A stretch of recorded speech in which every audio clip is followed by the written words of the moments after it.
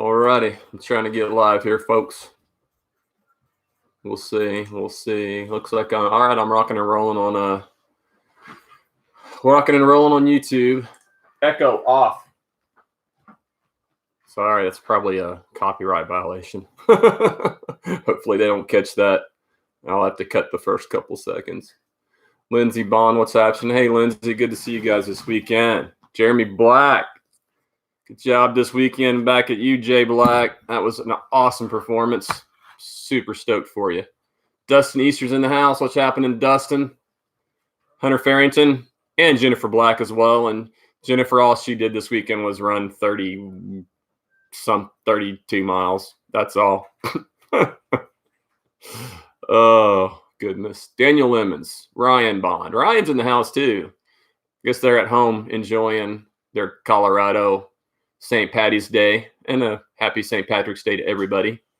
Carolyn Fairless, Jake Shockley, Ryan Superfly Palamba, Keith Howry, Ola back at Jennifer, and Ryan says, yo, with, I don't know what that is, surfer things with my jacked up finger, and I got to straighten it up here. Mine doesn't work very well because my fingers I've got old basketball injuries, so I can't do the appropriate symbol. Dave Mazzell, good to see you this weekend, Dave. Good job. Mike Pickle, and Amy's in the house. Literally. Stephen Smith, good job to you this weekend, Smitty. And Nicholas Blades, same to you. Nicholas attempted double, and for all considered, I considered the double successful. You did 50 and 50. It's rocking. John Vidito, Quincy Simon. Jay Black, it was a tough day on the bike. Same here. Oh, yes, it is, Tony Stewart. That is a huge-ass bottle. Oh, sorry, I grabbed the wrong one. We've got Iron Monk Mid-South that I'm going to crack open here in a jiffy. And I've also got the Fireball rocking and rolling already. So, I got the Fireball in the house. All righty, let's see. Tony's Quincy Simon says, Wizard, back at you, Quincy. Hope you and I hope Ava's sitting there checking in too. I know she likes to check in, so. I think Pickle, I think you've been drinking all day, bro. You were mentioning the wine that you had like 3 hours ago, so I want to know how deep in you are. Colton Albert, what's happening? Mark Fiegel, Brian Albee, Stephen Smith, you're welcome. Katie Winters, Sean Gabe, Kenny Caballero, Lori McCarty, good to see this weekend too, Lori. Quincy Simon, 50-50 counts. Shit, hell yeah, it counts, Quincy. You and Amber know that from last year, because I don't know what I think you guys probably did the whole thing. Did you guys tandem that thing last year? I think you did on the second part. Jeremy Coleman, Brian McGinnis. Yeah, he's tagging some people. What's up, Jeremy Coleman? Holy smokes, Wizard goals. Yeah, there you go. It's going to be fairly short today, though. Well, I don't know. With so many people checking in, everybody's bored. I can't even come close to I got 26 comments, and it's going faster than I can scroll. So, Stephen Cordes is in the house. Good to see you this weekend. We had a good time hanging out with you and everybody else we had time with. So, Alyssa Lutz, Dennis Nadolny, good job this weekend to you too, Dennis. Alan White, Lauren Mays. Wine is for rookie Guinness today. Yeah, I saw you. Apparently, you've been going all day at it. So, Forrest Smith, Matt Haney in the house. Even Aaron McDaniels joined. Forrest Smith from Wisconsin. What's happening, brother? Oh, let's see. Forever grateful. Not coming down. Yeah, Forrest, no doubt, bro. Everything's all jacked up. We'll talk about that. So Aaron says hi. Hey, I saw that. That was a good post. Good to see you. Good to talk to you earlier today, Aaron. Brandon Bowen, Richard Beam, Daryl Stilson. Hey, caught up. Just briefly. Man, 4 minutes in, you guys are just checking in like crazy. All right, I just popped over to YouTube. I'm going to keep an eye on that in case my buddy Brandito checks in over there. I got to be sure and say hi to him. Zachary Hood. Oh, Forrest, so are you in Oklahoma? I knew you were coming down. I didn't know if you made it or not. So if you are, peace. But I mean, looks like we're not riding anywhere. So Jenny Shepard, Darren Hall, Daniel Doherty. Okay. Let me attempt to get some semblance of organization before we. Hey, do me a favor.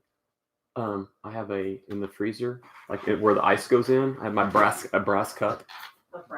Yep. Thank you. Oh, no home state. I got you, Forrest. No doubt, Alan. Alan White says there's a lot of drunk, bored cyclists on here tonight.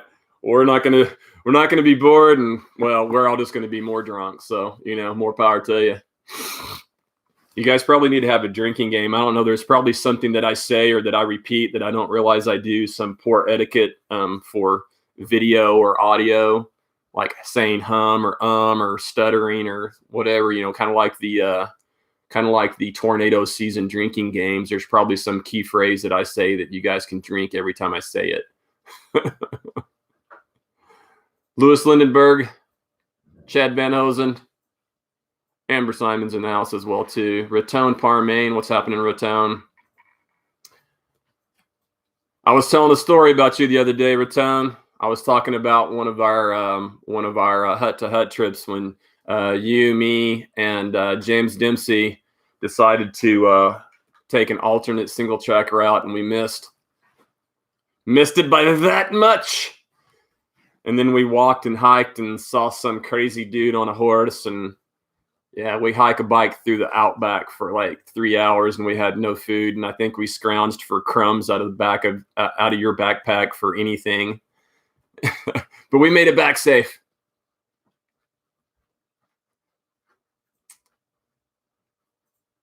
Travis Dunn, wall cloud or disc brakes? I missed that. There you go. Wall cloud or disc brakes. I don't know. I don't talk about disc brakes too often because I'm not a gearhead. So probably ought to, every time I get off on a soapbox, maybe you guys should drink. That's what it should be. Sean Dunn's in the house as well. Matt Smith joined. I'm almost missed you there, Matt Smith. Okay, topics. We're going to talk about the obvious topic. There's a whole lot of shit going on. It's affecting everybody. It's very real. I'll have some specific information, personal feelings, and some facts that I have done some research on. And I think that a lot of the funny memes, which are definitely funny, and I think a lot of the misinformation that we're seeing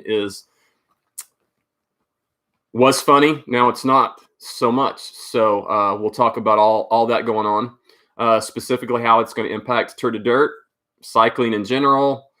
I don't have plans to talk about. I assume probably I'll end up talking about what's happening to me too here at work. I'm actually working from home now, so but we'll talk about all that. If you guys have questions, comments, I'll try to respond as I usually do. You saw one update to the Tour de Dirt schedule, and I'll continue to do that. I'll talk more specifics about that soon. Upcoming schedule or upcoming events still on the list, but realistically, that's not really even in the ballpark. I mean, upcoming schedule at this point really doesn't exist because we can't really plan for that until we figure out what's going to happen in our world. So. And I do have a quick update on the novice fees. Again, it's there, and we'll deal with that. So, all righty. Let me see. Let me check some comments, and let's get in on the first. All right. Mountain Bike Club of the Wichita says, talk wizard to me. You know it. I'll do it. Herb Brown. Greg Tremblay. Sorry we didn't get to actually physically meet a couple weekends ago at Kansas, Greg, but we'll make it happen, bro. Trip Harrison's in the house. Jeffrey Carr. Word up. Aubrey Christian's joined. Yo, Trip. Oh, dude, Alan, that's a good one. Drink every time COVID is said. Oh, let's make sure that I say that like 30 times tonight, just so that everybody has to. James Gann, what's happening? Let me pop over and see, make sure I haven't missed anything. All right. Yeah. Nobody on my YouTube channel. That's okay. Everybody's here, so we're all good. All right. Order. Let's just do novice fees and let's knock out some of the mundane first. I mentioned this last week, novice fees. I have mentioned that in the past, and I've been talking about it. We use USA Cycling, and that impacts us, is changing all of the novice beginner categories for mountain biking. That's Cat 3. For road and cross, that is Cat 5. They are no longer called Cat 5 or Cat 3. They're now going to be called novice. So that's a rolling transition. Next year, probably full force. Obviously, it's going to take a while for us to get used to just the phraseology, but I'm working on it. Honestly, I catch myself still saying beginner, which is what it used to be before they actually gave the categories numbers. Beginner, novice. So for me, that's very similar, but novice is the correct term. Along with that name change, a new fee structure for the novice category, and that is they're going to get the same fee, which is basically half, which is a similar fee to the juniors. And that finally went into effect. So they released the announcement and then left people like me hanging, who's made this announcement, telling you guys that in the fact that it was not available to actually get the license online for that fee. So that is available now. If you don't have a beginner novice license, you can go out and get one just like a regular. The fee is there, and the fee is $40 plus whatever fees you have to do electronically, which is pretty standard. If you got tired of waiting, like I know many on my team did, and they went ahead and purchased the $80 license as a novice, holler at me. There is a contact email. Stephanie Sexton is our contact. I can provide you an email for her. You can contact her, and she will give you the option to get a 2-year novice license. So that novice license will be good for 2 years, this year and next year. So I would recommend doing that, even if you don't have the intention to continue to be a novice next year. But my guess is if you upgrade next year and you already have that second year of your license, you can then upgrade to a Cat 2 for probably the other $40. So anyway, so there'll be mechanisms, there'll be bugs to work out, but it's all available. It's all there. So if you have issues, questions, comments, just hit me up privately, and I'll make sure we get that all linked up. Make sure to make that happen. Alrighty, see if I can do this. I might have to have help. All right, we got her. A little Mid-South.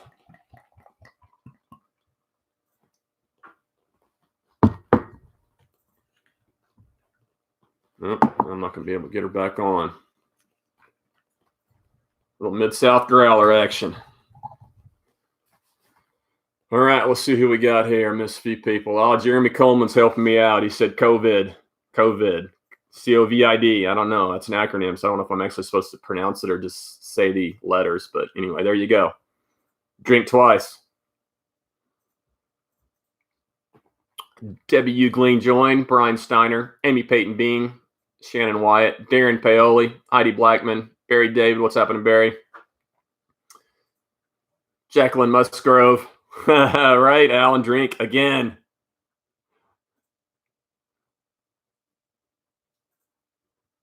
Heidi, oops. I was like, I wasn't following there, Heidi, so we'll let that roll.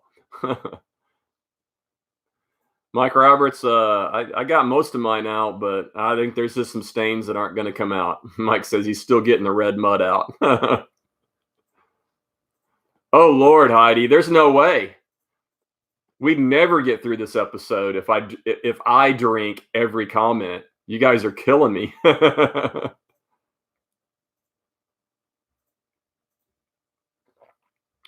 Brian Steiner, does that license go into, I'm not sure, the little typo there, go into effect for other events, say Cat 5 Novice Road? Yes. But the only problem is, though, is if you're if you're a Cat 2, let's say you're a Cat 2 in mountain biking, but you're a novice in the road, you're not going to get the $40 license because you have to buy an $80 license to race Cat 2. So then it won't matter. You already have a license for that. So no, it's going to be, I think it's just the discipline. It's just your main discipline. But if you're a non-novice in any, whether it's road, cross, or mountain biking, or downhill, or enduro, since all of those licensed through the same mechanism, if you have any of those that are non-novice, then you're going to have to pay the full fee. So no, it's not like you can, oh, I'm a novice on road, so I'm going to get a $40 license, but then I'm going to race Cat 2 in mountain biking on that $40 license. So no, it's not going to work.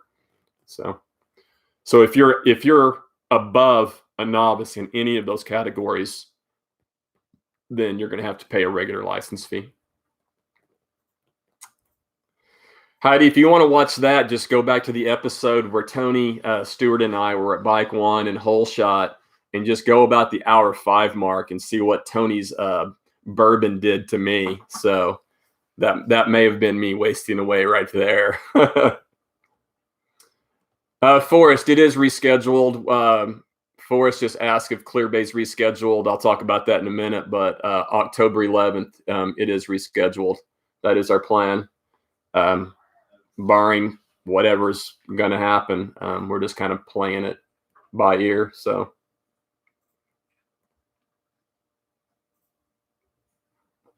Jimmy Young, welcome. Brian Steiner, correct. Or, not race. Like for me, I'm a novice in downhill and novice in enduro. Those are by default on my license, but I don't race either of those. So, but the answer is yes. If you race in multiple disciplines, you'd have to be novice in all of them to get the $40 license. That is correct. Paul McGinnis Kelly, GT Giorgito. That is correct, Mike Pickle. Cat 1 mountain bike, Cat 4 on the road, $80. You got her. Forrest Smith, absolutely. That's it. They just posted 20 minutes before I went online here. So Joanne Roberts, what's up? Okay. It's going to be a longer show than I thought. We're 17 in and just getting started. Mid-South is tasty. Mid-South is tasty. Lori Cooksey, what's happening? Saw Mitch this weekend too.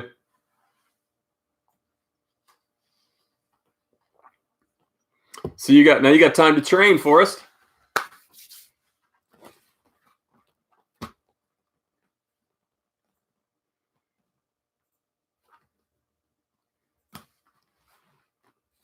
All right, well, let's I don't know. All of this is going to kind of mix together. I have several different topics, but they all kind of, one leads to the other, to the other, to the other. Upcoming schedule, the general Tour de Dirt plan, and then, I just want to talk about Mid-South, and then I want to talk about all the things that are happening and some of the stuff that I've discovered, and I've done a lot of research over the last 2 days, and I think people are coming around the corner a little bit, but I think there's still a lot of people living in denial, and I want to talk about that a little bit. I have to, Forrest. I can't see anything like from here to here, but I have to take them off because I don't have any issues seeing that far, so I got to have my old man reading glasses on. So I think I don't know how I want to do this. Do I want to do Mid-South now? Let's just do Mid-South now. Let's talk Mid-South. And then I'm going to come back and hit everything else because everything else kind of blends together. So let's talk Mid-South, and then we'll smooth right back into Tour de Dirt, coronavirus, and everything else that is happening. upcoming schedule and how that's going to impact us and cycling in general, and go from there. So let's talk Mid-South. Holy crap. Mid-South was crazy. All of the threat and craziness that came along with the coronavirus closings, cancellations, and we were still able to hold this just barely. I think we were probably just on the edge of being able to hold this event, and we were able to make it go. Not only that, but conditions made this turn into an unbelievably epic event. Organizers were dealing with changes and some of the most amazing things that we've probably seen in our history on the fly. And they did an unbelievably wonderful job of disseminating information, following guidelines handed down by our local, state, federal governments, and turned out an awesome event. And crazy enough, it turned in to be one of the most epic ones simply because of the conditions once again. Rain all night, not all night, but all morning, early morning. Active rain probably an hour and a half into the race, and at the start, a delayed start for lightning and heavy rain. I know I called out a bunch of people, telling them they needed to show up. We still had a lot of people bail. We had a ton of people. I did, Forrest. But I'm also knocking. I'm doubling here. I also have some fireball going too. So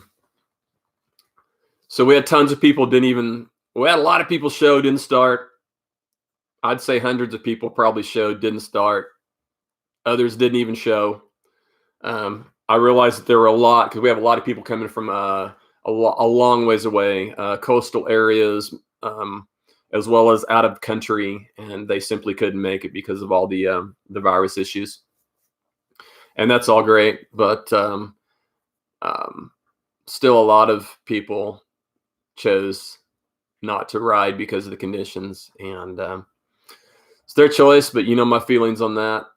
I think I kind of made those very plain at my show last week, as well as my video that I did Thursday on the way up to Stillwater.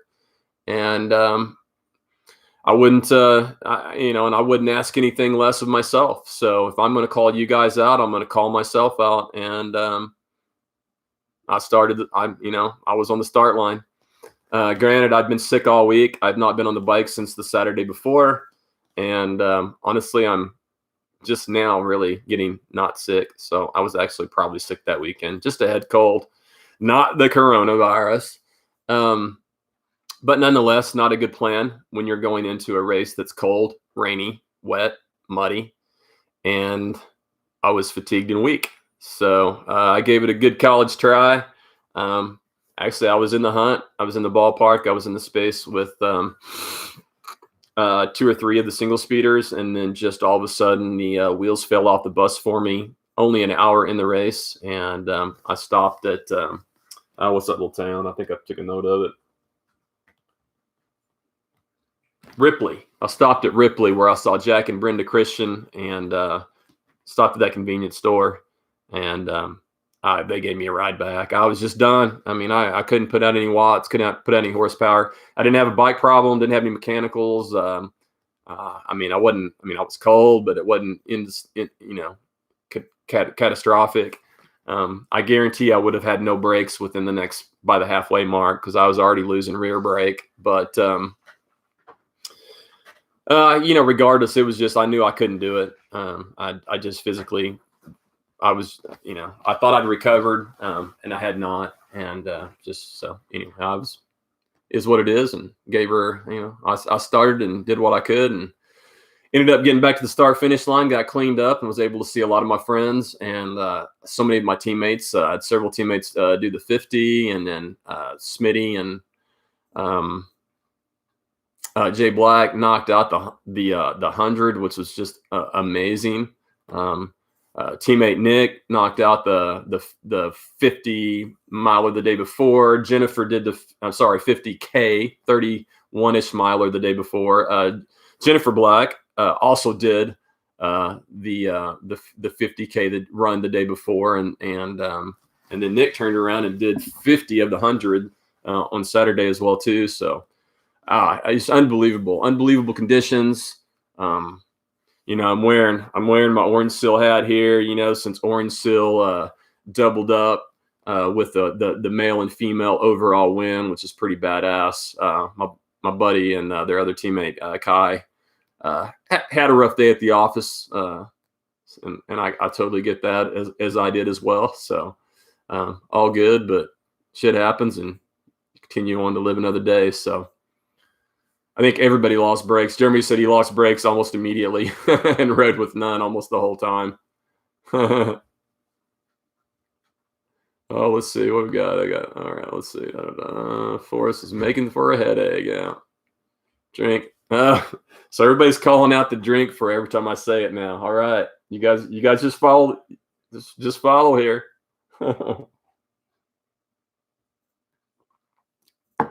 I don't know what I got for us, but I don't think it was that. But I was concerned for a while. Nah, just a head cold. It's all good.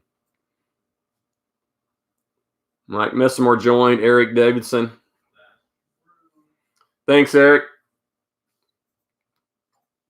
Yeah, Jennifer Black says, so glad we ran Friday and not Saturday. Yeah, you guys got a sweet day out Friday. It turned out to be pretty nice. Let's see. What else do I have for Mid-South? It was an unbelievable day. We were up there, I went up there Thursday in a tank top, shorts. It was like 80 degrees, and then I managed to get just completely wrecked at Iron Monk Thursday night. So I spent the whole weekend up there.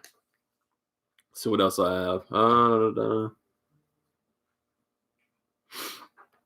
Yeah, I don't know. That's all I have, unless you guys have anything to say about it. And you guys can continue to comment about it. But Mid-South was just a crazy, awesome event as usual. So pictures have been flying in and out all day, and that will continue probably all week, just because there's so many good images coming from that. So many good stories. Anyway, it's just a beautiful event, and everything Bobby and the crew does is wonderful. So Greg Tremblay, who all is in the picture on the wall behind you? This is a pretty neat picture. So a good friend of mine, Janet Dill, who actually lives in Stillwater with her husband and daughters. We were friends in high school, and somehow she came across this picture. This is a picture from my track team in high school. And this was back before a lot of the rules. So we had this little phrase that we used in track, and it was how it was like, work hard and kind of the whole, it was like kind of working on the railroad.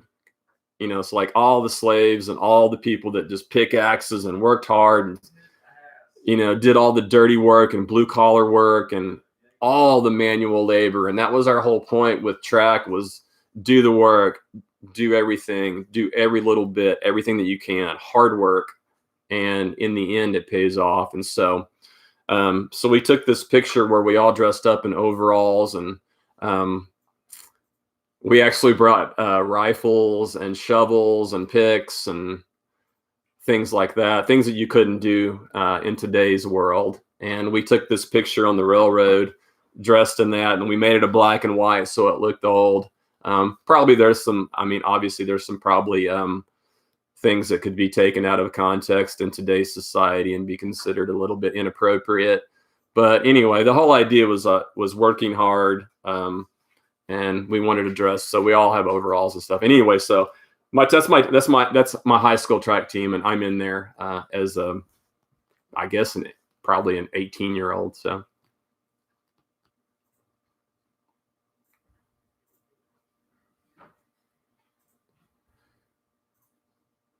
Kevin Wagner, what's happening?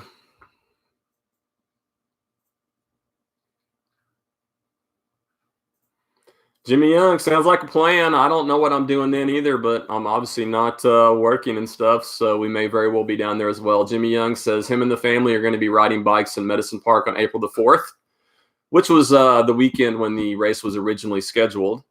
Obviously, we can't have that now because of all the rules that we'll talk about soon.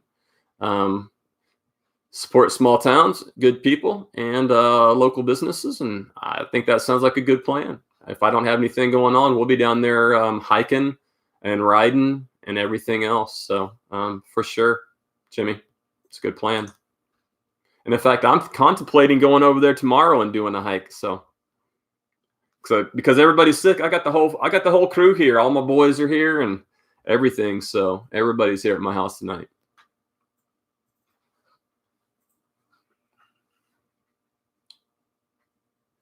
Eddie Reimer. Oh yeah, no, Eddie, no beard.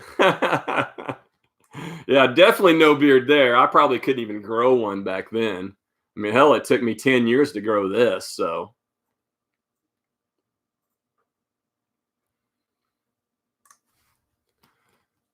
Alrighty. That's all Mid-South. Not bad, 31 minutes in. We're going to knock this out in an hour-ish, so. All right, I need to get some more Mid-South here. Need some Fireball. Good. No Fireball needed. All right.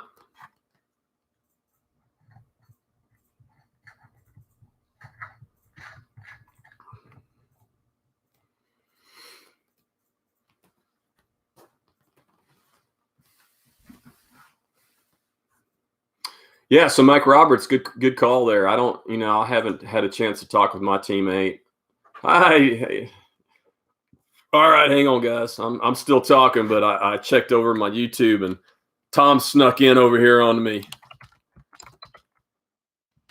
as well as Brad Berger. They snuck in on my YouTube feed, and so I wanted to comment over there on them. So Mike Roberts says, anyone going to meet us, Odin, Arkansas, on Watchtower weekend? So I'll come back to that because I think we all know that, but I want to kind of run down the stream of events, the things that have happened, and then we can start talking about those things. I guess I probably am assuming, and I probably can assume correctly, that most of you guys know what happened and know all the sequence of events, but let me just lay it out just in case. So, fire me a fireball, Brian McGinnis, right here, bro. Fireball. Oh, Greg, Homer mug is in the kitchen. I wanted to go with the big boy here, so I'm getting my full wine glass action going with my fireball. I'm not messing around tonight.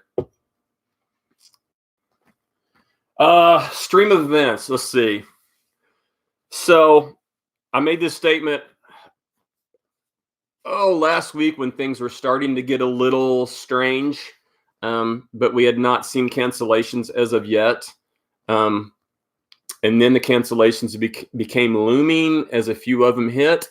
But my statement is, and I will continue this statement, is that the Tour de Dirt, the Oklahoma Championship Mountain Bike Race Series, we will continue to race as soon as it's safe and as soon as all of the entities involved that we that provide, basically rules that we need to abide by, allow us to do so. So that's a lot of things. There's a lot of organizations, because you're looking all the way from the federal government down to just local state government. Even once you get to a venue, local city government or park government, park rules. So we have a lot of things that a lot of rules we have to play by. In addition to USA Cycling. USA Cycling is the sanctioning body. They sanction and insure our races. And they made a blanket statement. I think that it came out, I think it was Sunday, or no, it was Friday. I'm pretty sure it came Friday. Those days kind of blend together because so many things happen so fast, but I'm pretty sure it was Friday. They came out with the statement that said they were, because it came out really late which was kind of, I mean, probably a good move because it kept them from having to respond so blatantly to just direct messages back to that. But I'm sure it also impacted any USA sanctioned events that were happening that Saturday morning.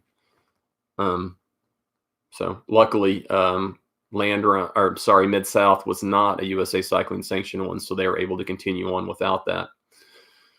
Saturday at 11:15, so Sunday, it affected Sunday morning races. Thank you, Daryl, for clarifying that. I couldn't remember. I got those days kind of mixed up. I know I was dealing with a lot of that on the fly while I was at Stillwater, and it was a lot to handle. Prior to that, though, we're sitting at Thursday evening. So many of us were hanging out at Iron Monk Brewery right here. Boom, boom. Let me turn this around. That's a bigger logo. We were hanging at Iron Monk waiting for the Mid-South release, and it was early evening, and there was just this weird change in the bar in the brewery as you could tell something happened, because there were all of a sudden I mean, everybody's always looking at their phones, but there was this weird thing where so many people started looking at their phones. And then all of a sudden there was this talk, and I looked down at my phone, and basically what it was is so many of us also ride the Ouachita Challenge. And it was the cancellation notice for the Ouachita Challenge that they had just canceled that race, even though it's 2 weeks prior to. So at the time I was a little upset, and at the time I thought they probably canceled a little prematurely. However, in hindsight, probably not all that big of a deal, and I'll explain why in a minute. But anyway, that kind of staged the mood. Everybody was pretty pissed that the Ouachita Challenge was canceled already, because that's a big event. In addition, I mean, they have a cost that they have to eat. So, in fact, I think I still need to find some email. There's some place I think we have to like email back and tell them whether we want our socks and our shirt, and then how much of a refund to get. I don't know. I'm not even sure. I kind of want my socks and t-shirt, but I don't know. I'll worry about the refund later.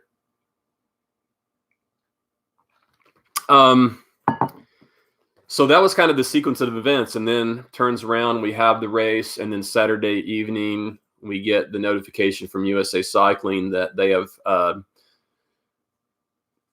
discontinued whatever. I don't know what, or I don't know, whatever. They've postponed, or they've stopped any permits up until April the 5th, which means basically no racing until then. And then they'll reevaluate at that point and then see what happens after that. It doesn't necessarily mean that we're going to be racing after the 5th of April, but it means for right now, we're not racing until at least the 6th. And based on my information, I think it's probably highly unlikely that we race anytime soon. So we shall see. And let's see. 5 drinks in 1 done on the trainer. Nice job, Mike Pickle. Kevin Bates, Sean Rafferty. Welcome, Sean. Good job to you this weekend. You guys are crazy.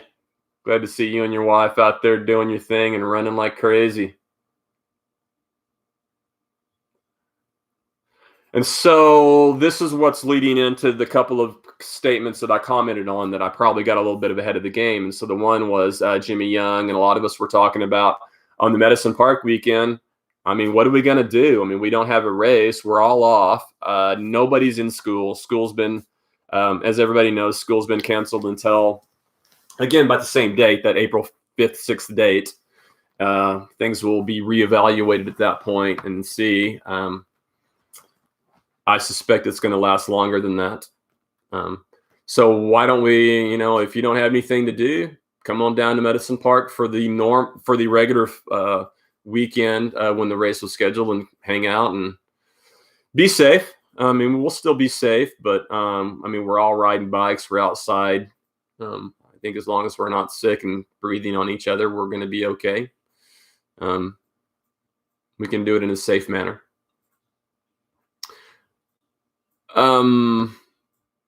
Same goes for the Watchtower Challenge. So there's a lot of us that have been talking about, and I have just not organized any plans, but it looks like Mike is already trying to do so. Mike Roberts. Again, nothing going that weekend. Might as well make a nice group ride out of it. I mean, there's going to be lots of places to stay because if race is canceled and every Airbnb and every place that was taken before is going to be open. So it's going to be easy to get housing. So might make a good fun weekend. Go out and do the Watchtower Challenge over a couple of days. I mean, heck, if a lot of you are like me and you're not working, we can make it 3 days.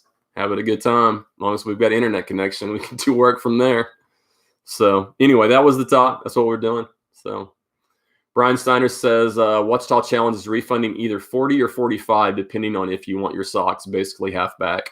That's what I thought. And I think there was some email that I have to reply to get that. And I just haven't done that. I've been so overwhelmed with things that I've been having to deal with reschedule dates and trying to figure out what we're going to do with Tour de Dirt. And then, I mean, in addition, I'm dealing with work. I work for a school. I'm IT for school, and I'm trying to figure out ways to disseminate all the information to my community about our school. And I spent all day working on that. Going up to my office and getting all my shit. So I have 2 keyboards, 2 mice. I have another monitor. I've got 2 computers. I got a printer, another computer back there. So I hauled all my gear home so that I can do everything from home. So I've just got a massive cables underneath here that you guys can't see in my floor. So it's, it's nuts. But anyway, Fireball, Iron Monk, multiple computers. We're all good.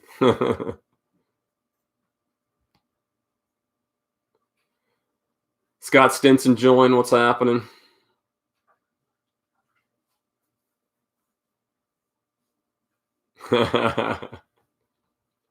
Danny Prather says, can I ride in a biohazard suit and pretend it's a fool's? That would make a good costume. Just take a biohazard suit and then you could get someone to take a Sharpie and put do like a outline of the Fool's Dozen jester hat.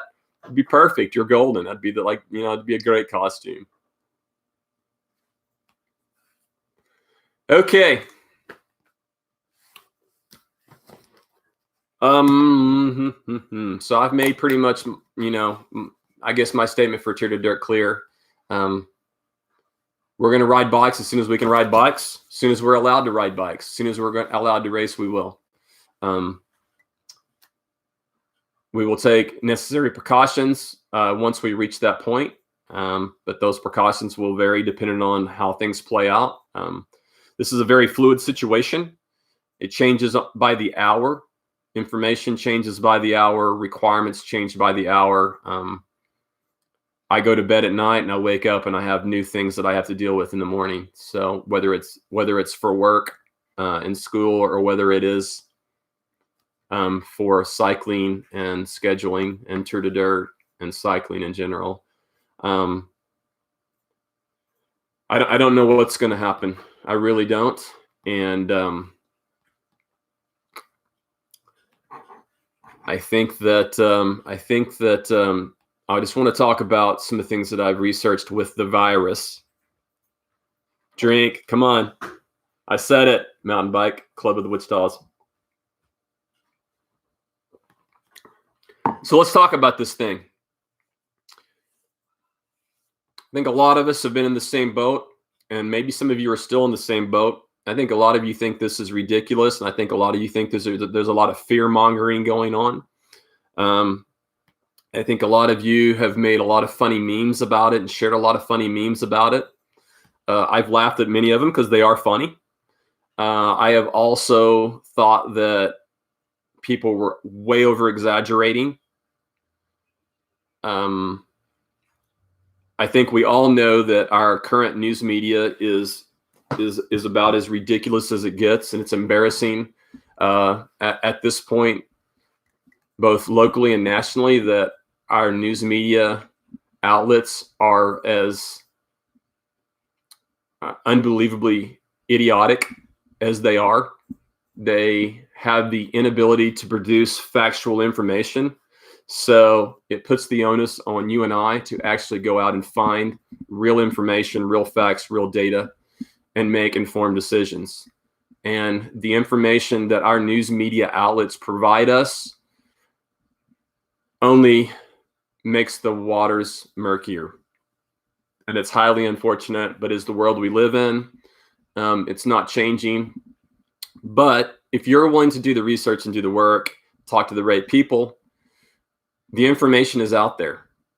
I've spent the last 2 days talking to informed friends, looking at informed websites, and listening to podcasts. I can't emphasize enough that nobody in this world should be listening to news and news clips.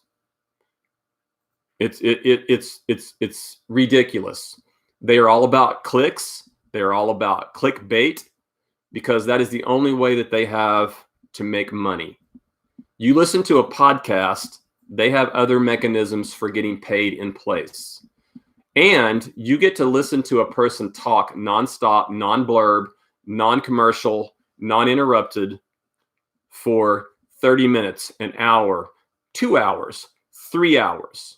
It's very easy when you listen to a person nonstop talk in a one-on-one situation, whether or not they're full of shit or if they know what they're talking about. And I've listened to many of those and, read CDC reports, some highly informative university reports, a lot of it way beyond my pay grade, and a lot of it I honestly couldn't understand, but enough of it that I was able to find that I could understand. And the simple fact is, this is very real. Is there some fear mongering going on? Probably. But that is really just locally with the crazy people that think they have to go buy everything and they have to stock up, and that's just dumb. Things are going to continue to operate in a necessity way. There's no need to go out and buy ungodly amounts of disinfectant and water and toilet paper. That's just inanely stupid. And unfortunately, we have a lot of stupid people. I mean, that's reality. I mean, that just is what it is. There's a lot of stupid people. Not going to sugarcoat that. Is what it is. In the story. So behave normally, take precautions, but also be aware of the facts. Here's some of the facts. This is not going away anytime soon. This is very serious. This is going to continue to unfold over the next 6+ months. You look at epidemiology reports, you listen to epidemiologists, they've all called this. They've called this months ago, years ago. They've called this. You talk to them right now, and they will tell you 6 to 8 months, this is still going to be happening. We're just getting started. We're just at the very beginning stages. People are going to die. And millions are going to continue to be infected. How this plays out, we don't know. How long it takes, we don't know. There are things that you can do to help limit this. The main thing is just avoid. Really, the only way to do it is to avoid people, avoid groups. This is an airborne breath distributed virus.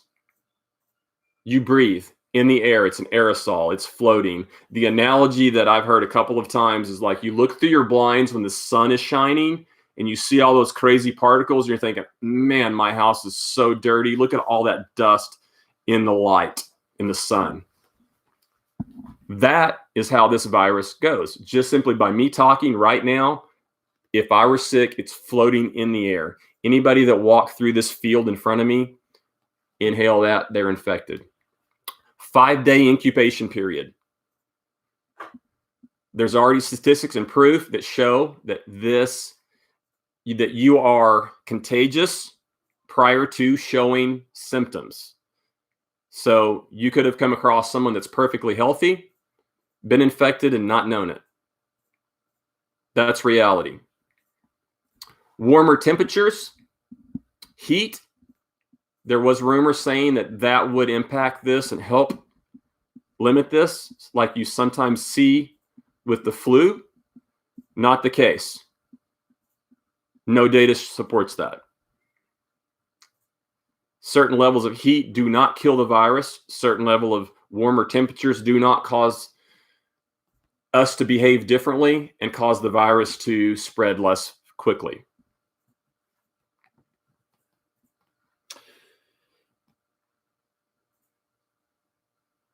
So basically, it's not seasonal. It's here. And that is, it seems like it's spreading, but it's okay. It's not bad, but that's because the numbers are low. So you double 200, you get 4. You double 400, you get 8. You double 8, you get 16. You're like, yeah, it's a lot. It's a lot. It's growing. But when you have 5,000, it doubles to 10 the next day. And the next day, it doubles to 20. And the next day, 40. And the next day, 80. That's the multiplier effect. We're going to see that. All the epidemiology reports that I read today basically show that this is not going to end until so many of us get infected, get sick. Some will die. Most of us who are healthy will heal in a few days. And then, because we now have a natural immunity to it, we can go back out in and begin doing our thing and not worry about being infected or infecting others. And that's going to be the crux of when this thing changes, and only then, which means it's going to get way worse before it gets better. A lot of people are going to get sick before it gets better. There is no vaccine. There will be no vaccine. If you think that there is one, you're wrong. It's not factually true. There will not be one in any time soon.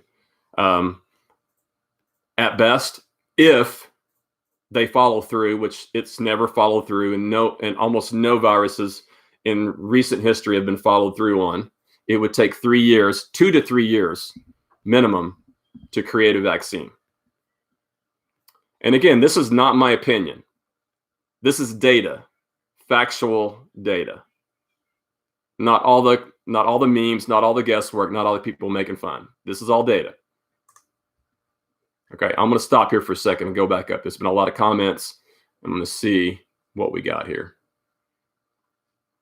Greg Tremblay says, take care of one another as good Lord would expect us to. So that's it. Just take care of each other, brother. You're right.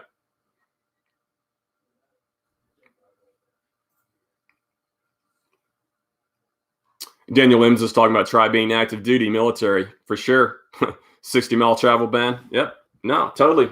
It's crazy across the board, but there's a reason for it.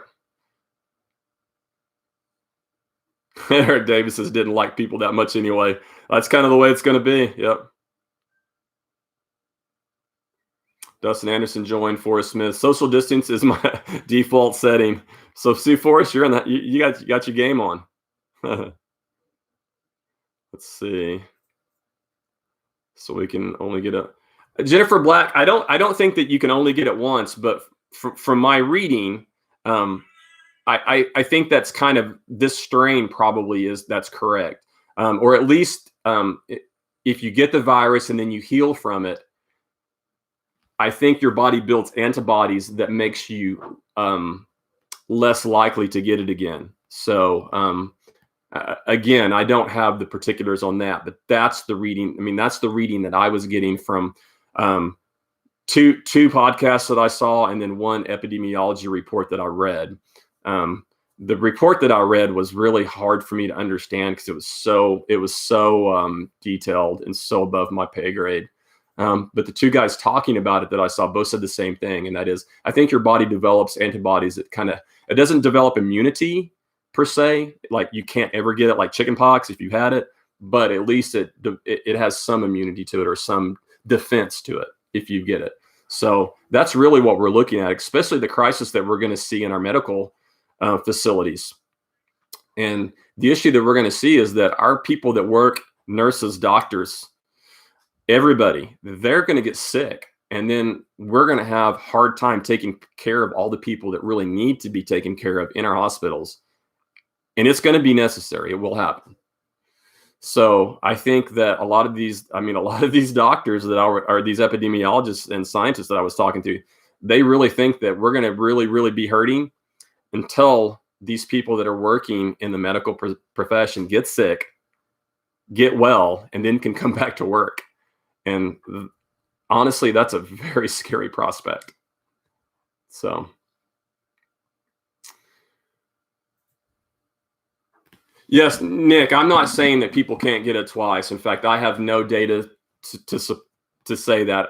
What I saw was that once you get it, you develop some tolerance is probably the right word. You don't develop an immunity, you develop a tolerance to it. So you're much less likely to get it again.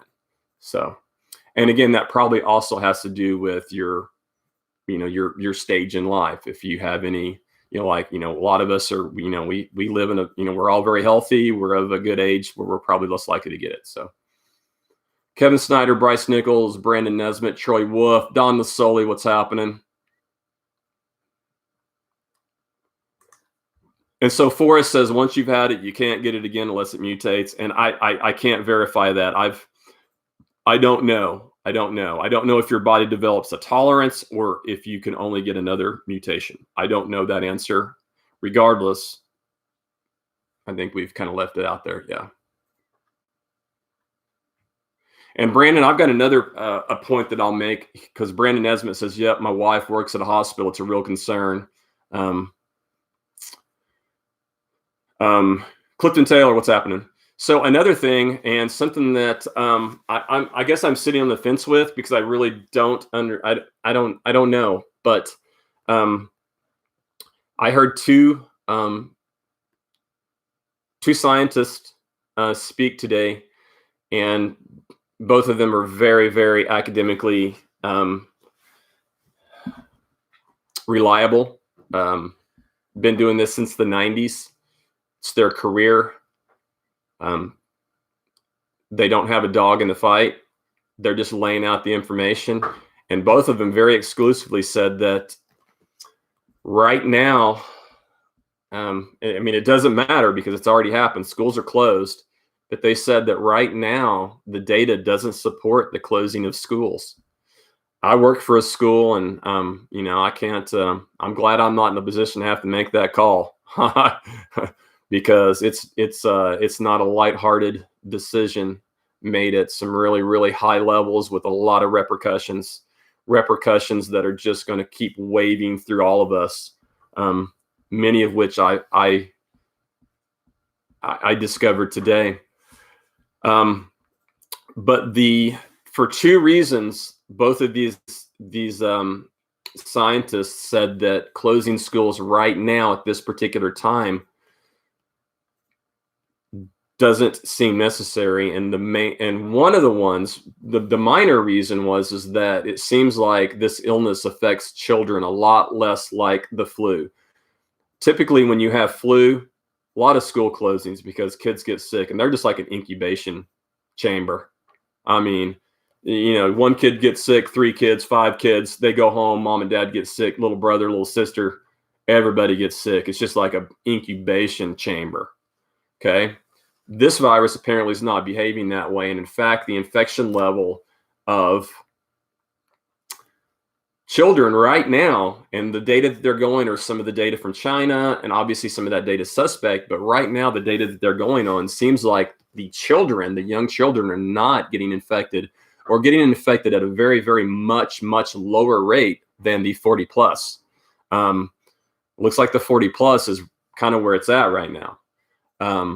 So the closing of schools does two things. One, well, not two things. It does, so that, we're closing it because we don't want these kids to get sick, when in reality, it looks like the numbers don't show that they are. But the side effect that no one predicted, and I didn't think about, goes back to what I was replying to Brandon in the medical field. So there's a statistic that shows that 36% of all nurses and caregivers in a hospital type environment have children in schools, 36%. And that study went further and showed that 17 or 18, I can't remember the exact number, but it was almost 20. It was just below 20. I think 18% of those would have to stay home if their kids aren't in school. So we've just now taken away 18% of our medical field.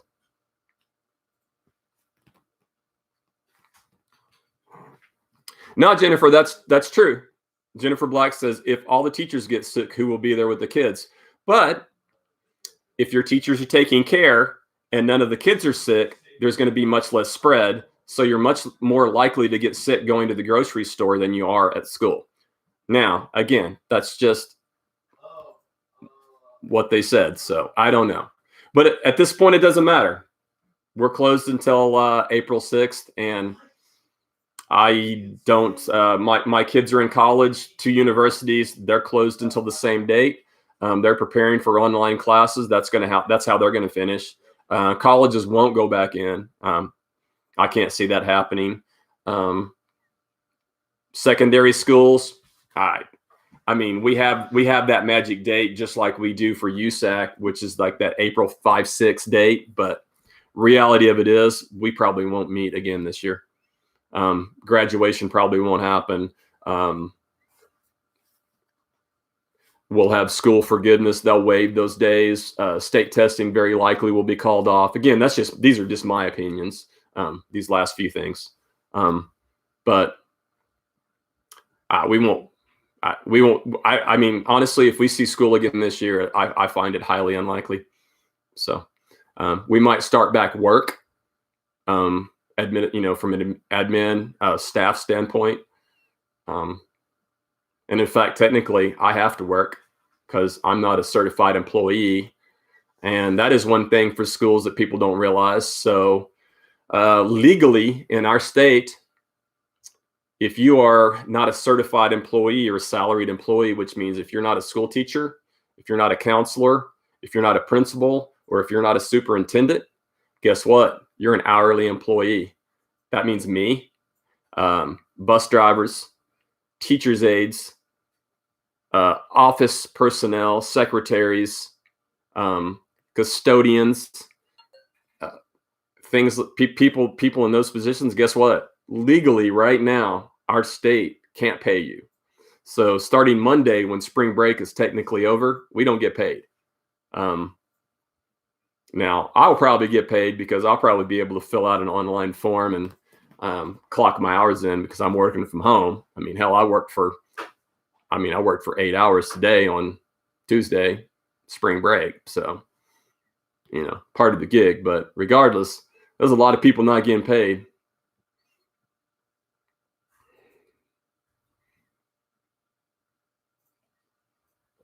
Yeah, Kansas schools closed for the remainder of the year. Cali's out.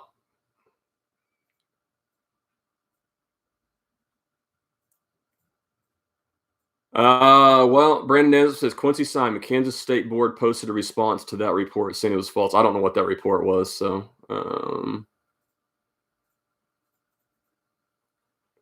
yeah, so I don't know. I can't reply to that because I don't know what Brandon, yeah.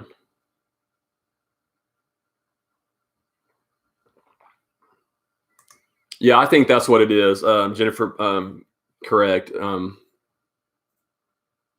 Yeah, so there was some yeah, so right now, so I think I'll clear. So right now we're out, but we do not have to make up curriculum. And I could list those rules for you. But no, right now we're not making up curriculum. We are preparing to go online, but the thing is if you're not prepared to do that, they're recommending that you don't do it because then you're not going to be able to provide it equally to all your students. Although universities right now are probably much more prepared to do that. And so they're asking that their teachers prepare for that for probably after spring break, after probably around that April date. We'll see what happens. So yeah, Richard Bean says no pay here. I know, bro. There's a lot of people with that too. So let me just scroll back up. So I'm gonna make sure I didn't miss anything. I know there's a lot of conversation. A lot of you guys are talking amongst yourselves. So Byron Ball, Fireball is great. Rockin', bro. Fireball's the go-to.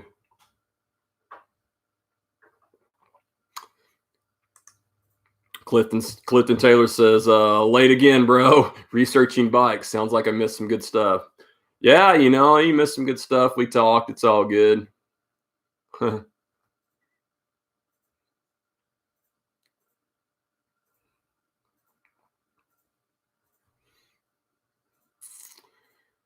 Let's see.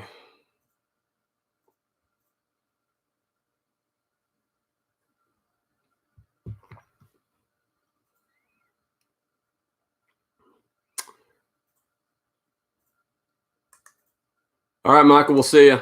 Michael says, got to go. Hey, I mean, honestly, I'm winding down, guys. Let me go back over my notes. If you guys have any questions, comments, some more specific things that you want to ask, let me know. Find my glasses. Let me see if I've missed anything.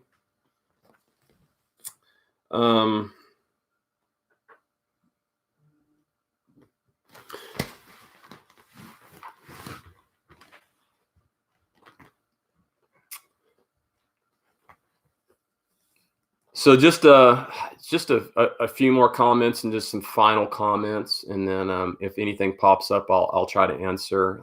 Daniel says, I can see this whole situation causing a recession type of situation. Support your small business and local shops. I think it's paramount these times, whether it be local bike shop, local butcher shop, help them out. No, I totally agree.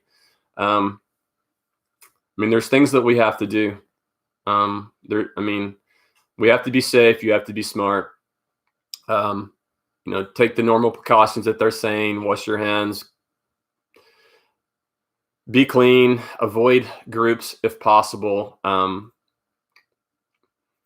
I think that's within reason. I think still people are going to get sick, and I think we can't completely immune ourselves from it. But also know that doing all those things that they tell you is not going to keep you from getting sick, and it's not going to guarantee. This thing is so airborne and so contagious that people are going to get sick simply by breathing on you. So unfortunately, it's going to happen, but be safe, be smart, protect your family, look after your neighbors, look after your friends, look around your neighborhood. If you have people that have issues, if they're older, those people need to stay indoors. They're vulnerable. If they have immune issues or other illness issues, there's a lot of issues here in the U.S. in the Western states. We have a lot of obesity. We have a lot of high blood pressure. Anybody that has things like that need to be much more aware than us. So if those people are in your space, help them any way that you can, even if it means going to buy them groceries, leaving it on their porch so that they're safe. Go do those things. Be good people. Be good, smart human beings that I know you guys are. And that's kind of what it amounts to be. Exactly. Forrest says, go buy bikes and stuff. Support the sport. There you go. Because, I mean, hey, there's going to be a lot of time off, so we might as well go ride bikes, right? It's outdoor. It's fairly safe. Be in small groups. We're going to be breathing, however, we're probably not going to be breathing on each other. So we're probably okay.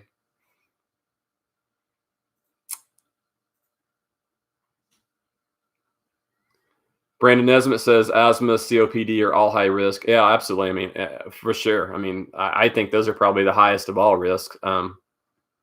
But they were talking about how so many of the men in China that there was such a higher death rate among the men in China than the women. And that was because so many of the men smoke, and because they smoke, they're automatically at a higher risk because of their lung capacity and things. So,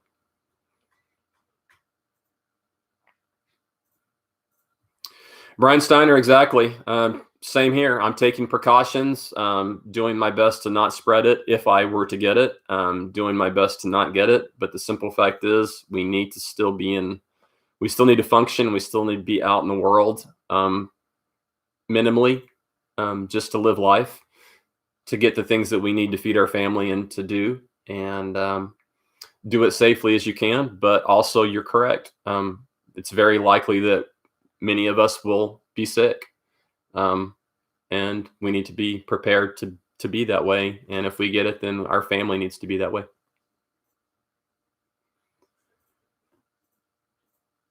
Sean Rafferty says, great chat this evening. Thanks for hosting, Sean. Absolutely. Hey, great chatting with you through the previous week, leading in land running. Great to see you this weekend. Sorry I didn't get a real long chance to chat with you, but great job this weekend and good to see you again.